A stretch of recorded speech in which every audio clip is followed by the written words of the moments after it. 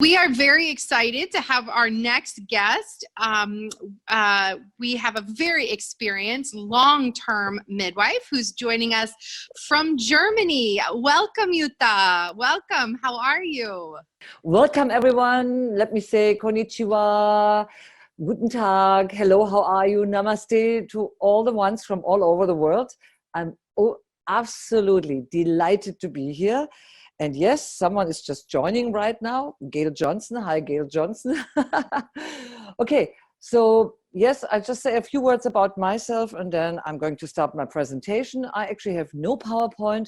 I just brought myself from the dentist straight into my living room and talking to you because the topic that we all want to hear about is what we do as midwives, birth workers, doulas, assistant. At the end, it's all a team and a team effort that will help bring a baby safely, joyfully, and really good into the world. So let me explain a few things. My name is Jutta, very hard to pronounce for many of you. It's a very German name. And I've been a midwife for almost 37 years. Yeah, long time. I've probably welcomed around 3,000 babies. I've consulted 10,000 of women in those 37 years. In those 37 years, I've worked in Germany, New Zealand, Australia, home birth, birth center, big hospital with a huge neonatal unit, small hospital, teaching hospital. And right now I run my own practice here in Berlin because my mom got sick. And so I had to return to Germany from living in Australia. Now in those 37 years, you understand already, I'm a very emotional person and I love what I do and have loved it from the beginning. That's why I choose to become a midwife. And because I love what I do is I always wanted to become better. It's a bit like, you know, in our work, whether you have just started a few months ago, whether you're into midwifery already a few years, or whether you're like an experienced lady like me, there is always something new you can learn. This is something I can guarantee, and this is what I've learned in 37 years. You never have learned enough, and you're never at the end of this amazing road. And there's always something a bit like as if you are a diamond, you could say. You know, you polish it up. In the beginning, it's very raw but precious. And with the time, you polish it up and polish it up. And with this, it becomes not only a really wonderful diamond, it also sparkles the whole ray of light into the world. And I think, honestly, this is what midwives are. Now, I come from a background, a country where midwifery force is fairly strong. By law, we are the only country in the whole entire world, may I say, that by law needs a midwife assisting a birth. So even if a doctor comes to the birth or if there's a complication, it will always be a midwife present in the room because doctors are not allowed to deliver babies without the presence of a midwife. So there you go. So that's my background. Okay, so in those 37 years, I've specialized in many things. I became a hypnotherapist in 2005. I work with Chinese medicine, acupuncture. I teach yoga for many years. I'm an NLP trainer, which is even more than hypnosis. I've published a book. I've co-authored a book, and I'm certainly ready to publish a new book by the end of this year. I've created online programs. I speak on conferences here in Germany, as well as internationally. So you can tell with my age and all my funk me up, I'm a good source of lots of things, and I love sharing all the good things and also the things where I've learned in 37 years, that's not working. Because you see, when I work with students, I always feel, well, old dog, new tricks. And I believe, and this is now divide us in groups. If you are an experienced midwife, I feel it's your duty to share a bit of what you have learned, what doesn't work. Because you know, when you start, you do a lot of things where you think, yeah, I've written in a book, it works. Yesterday, I've been running a childbirth education class online. Sure, because of Corona, nothing is offline. And someone said to me, but I was told one has to lie on the back. And I said, I could roll on the floor that for 37 years, I hear this kind of, sorry, bullshit. Yeah, because when you understand physiology, you also know no one should lie on their backs for giving birth. But don't be upset, sorry, I don't know where you're from. Some might be from Indonesia, some might be from India, some might be from many countries. I have a lot of international clients from all those countries, and so I can see all the problems that we're facing. So let's dig a little bit into all of that, because that's why I'm here. I wanted to share a bit of my insights. But first of all, how can I say, I know each of us, each of you is usually working to her best knowledge and giving her best care. Now, one thing I believe is for free. One thing is kindness and empathy and a loving, caring touch. That's something everyone can give, even a little student not knowing what's going on. So this is something I always share with my students. You always can give a bit of love, kindness, and you can always rub a back, sure, and that feels really good. But when it comes to you want to refine your work and you maybe want to create a business out of that, you should also share a little bit of, I think, some extra stuff. I believe as a midwife, you should have good understanding of the physiology, the pathology, but then you should decide what is your interest? What are you really good at? Because sometimes finding a small niche in the business, I call it now a business. It's not the business of being born, obviously, but it's a business that when you love what you do should also allow you to make some money and to create a livelihood out of it. Now, my picture is someone like McDonald's can become very, very rich. And I think with very, very bad food, making people really sick. But why should you as midwives, why should you as birth workers not also then be able to do something you love that creates happiness, positive feelings, good support, and also make a business out of it? Thank you, ladies. Thank you. You are with me. Yeah, so I'm up for it. But we also know women in the world don't really have much to say, even that I come from a country where Angela Merkel is, a chancellor. But you understand, I used to say to some of my clients, if I would be a man working for man, helping man to give birth, gee, I would have at least a Porsche in front of my house and not just a bicycle. But look, don't get me wrong. Yeah, I love what I do. As I said, I started with 20. I'm almost 57. So I'm up for it. And I'm always up for a challenge. But I'm also always up for learning something new. Okay, so when you start, I think you cover the basics, and then you have a little think and feel, what are you good at? What is your specialty? Now, I believe everyone has a little specialty, like a seed within themselves. And then you discover your specialty for that time. And maybe you learn something more about it. And if you can't find anyone to teach you, have a look around. Someone like me maybe can teach you. Now, through the years, let me tell you, I've done many things, whether it started with homeopathy in the 80s, then turned into Chinese medicine, because I wanted to help the women to have an easier birth. I wanted women to have a better birthing experience. I also wanted to help ladies with risk pregnancies to feel better in their bodies and to really have a better health. So for me, it's different keys that come together. Now, okay, don't look at me. I'm almost 57, 37 years. You can't catch up just in one day. Sorry, that's not possible. But you can take a little bite of this and that. Now, through the years, I've changed my specialties and added things. And I thought I will share a little bit of positive birth psychology. A presentation I gave last year in India, in Bangalore. I think, Leila, you know this conference, yeah? Birth into, this one. But I also shared it on a big midwifery conference here in Germany. And positive birth psychology is something that we all need.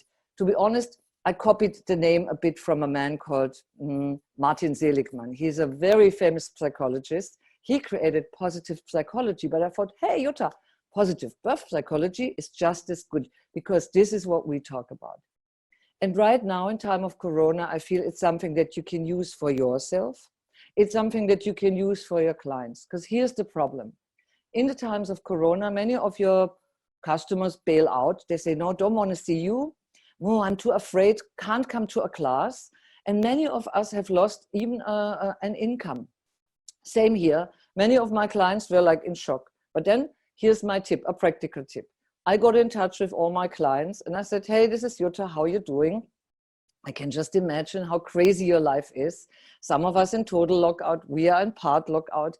And so I had some ideas. Now I'm fairly digital, I'm honest. So I already 7 weeks ago started running everything offline.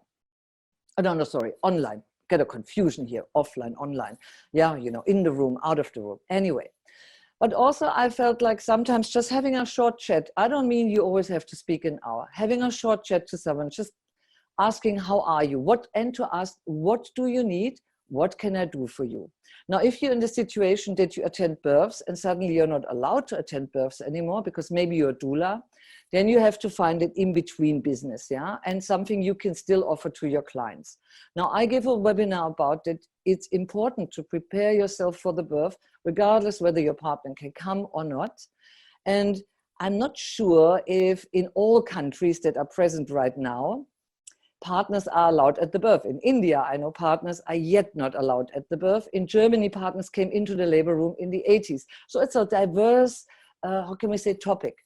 But partners, I believe, in the year 2020, no matter where in the world we're looking, whether this is India, because I have a lot of Indian, Egyptian, Turkish, Tunisian, Moroccan, Swedish, Greek, international clients. When I tell them, hey, look, as the man, you are half of the tea party. We say, you know, two to tango and tango for two, or tea for two.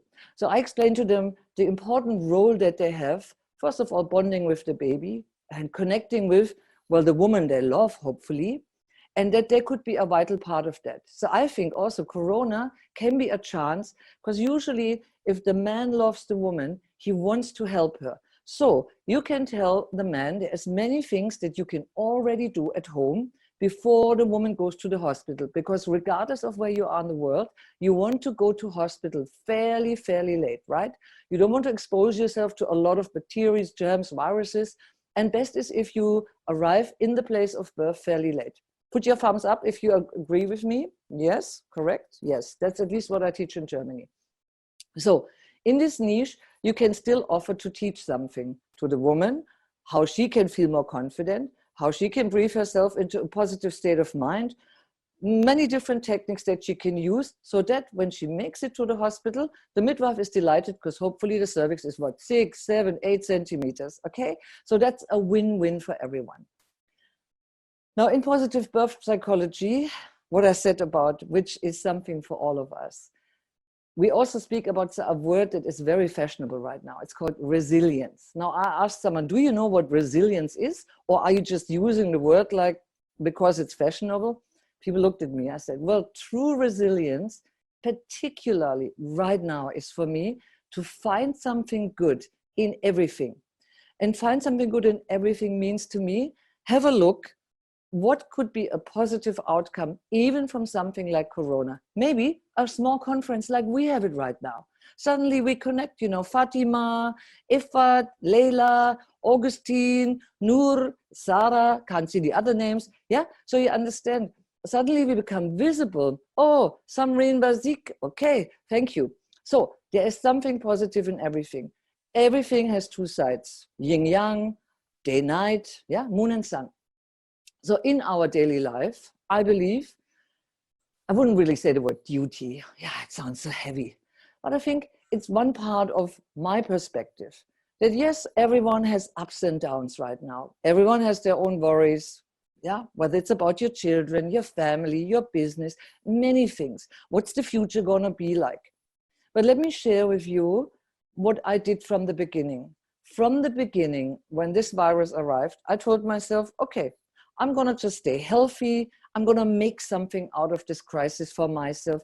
I will share some positive light with my clients, because focusing on the negative is not going to help at all. Nobody, not you, not your clients, not their family. And don't get me wrong, babies will be born, whether there is a war, whether there is crazy stuff happening, whether there's happiness, babies will always find their way out. Now, you all know, the higher the cortisol level is in the pregnancy, well, it has a negative impact on the pregnancy itself, because when the cortisol level is very high, when you're totally stressed, almost stressed, and you don't know how to relax anymore, it has an impact on the placenta, has an impact on the baby, and you teach the baby, this is how life is. Always stressful. So I know a research that clearly shows that when you have a baby that has been in a womb, that has been full of stress all the way, those babies are prone to depression, to a lot of negative things later on in life. So here's the thing. You tell your moms, okay, I see, I hear you, I understand how you feel, but there is something you need to do right now. One thing is you have to learn how to relax. One thing is everyone can experience something positive in their daily life. Even when you are in lockout, okay? Even if you are in total quarantine and you're not allowed to go out, could be you see something beautiful. Like in Berlin, it's a big city. Suddenly all the birds are tweeting, tweet, tweet, tweet all day long. And you think, wow, am I in the middle of a forest? No, I'm right in the middle of the city, yeah? Then you could think, if you can't find something where you live, don't know where you live, say if you live in the middle of Bombay, okay, maybe it's a bit harder. I've been many times to India, 14 times, so I know. But could be someone gives you a ring, someone sends you a beautiful message, or you send someone a beautiful message. So you understand, you can always create something that is going to be helpful. And this is part of positive psychology. And this is what I transported into birth psychology. Because you understand, right now the world is in limbo. And the world is very negative. Oh, now you have to wear a mask. Now you can't do this, can't do that. Don't get me wrong. I see the problems. I see the problem that, for instance, if you live in America, partners cannot come to the birth anymore. If you live in certain parts of Germany, partners are not allowed into the birth room. If you live in France, partners are not allowed into the birth room. But look, as I said to you, certain things you can't change bad weather, right? But you can change what you're wearing. And you can say, there might be a storm coming up. So, you know, if I know a snowstorm comes up, I'm certainly not going to go in shorts outside, right? I'm going to prepare myself. And I think the key right now for, first of all, keeping your business alive, but also making a positive change for your moms is something like this. You need to find a way how you can help them to prepare themselves of what is coming to happen. And even if the partner can't come, let me emphasize one more time, partners are at home, especially in lockout. There won't be a mom arriving, no auntie will be coming, yeah? So it will be the husband. Now, I'm not quite sure about all the different cultures, but I think in emergency times, husbands will be up for helping their wives as well. Don't you think so? I think so. Especially if it's a man that really loves you. But often partners have two left hands, like they say, don't know what to do. Yeah, because also in some cultures, they have never been asked to do something. So in the weeks leading up to the birth, you should share some simple massage techniques. You should share some simple, easy breathing techniques. You should ask the men to sing to the baby. Babies can hear from 12 to 14 weeks. And you should ask the woman to sit down.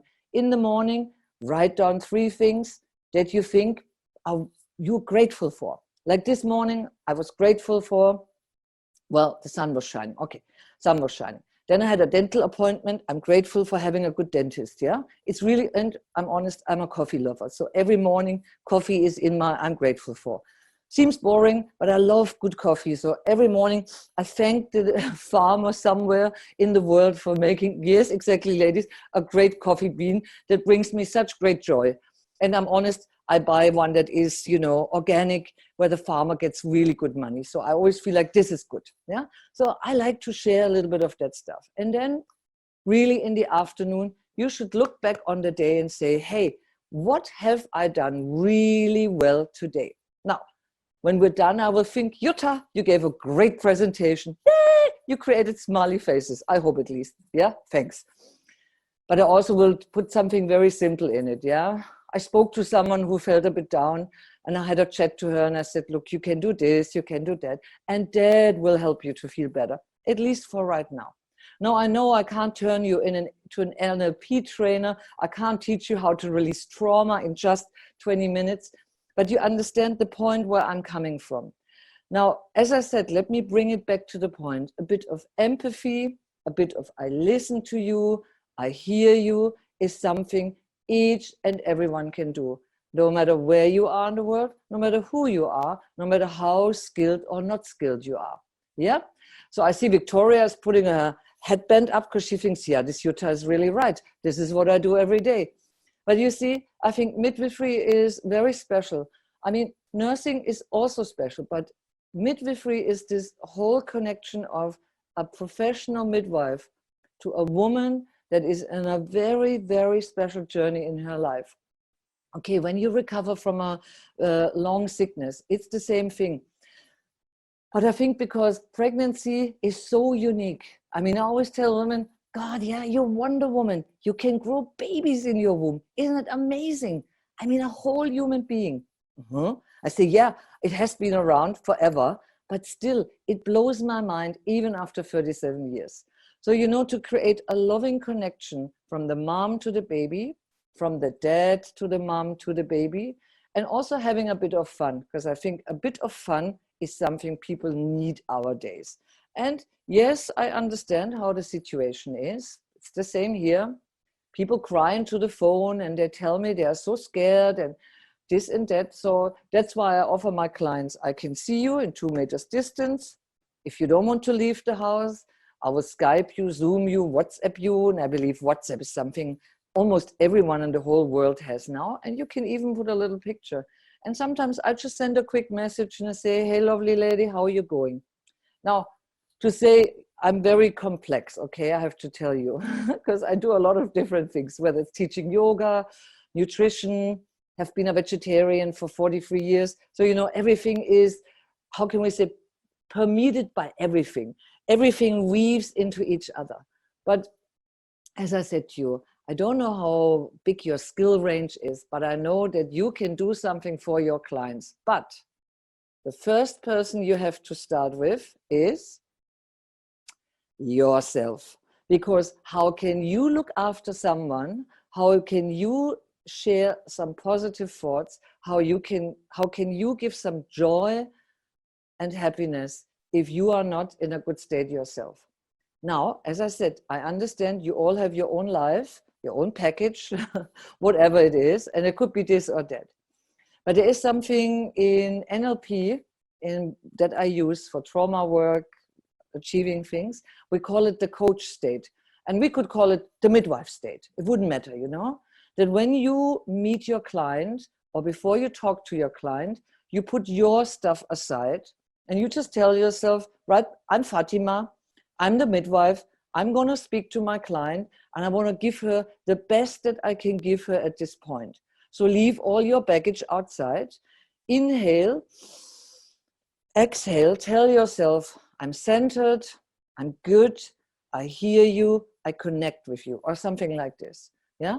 And that is something you truly need. I honestly believe it. Because if you just run in like, oh God, yeah, my husband was very upset, there's many problems at his work, you can share stuff like this. I share a lot of private things with my clients because that makes me just more likable, human, and a person.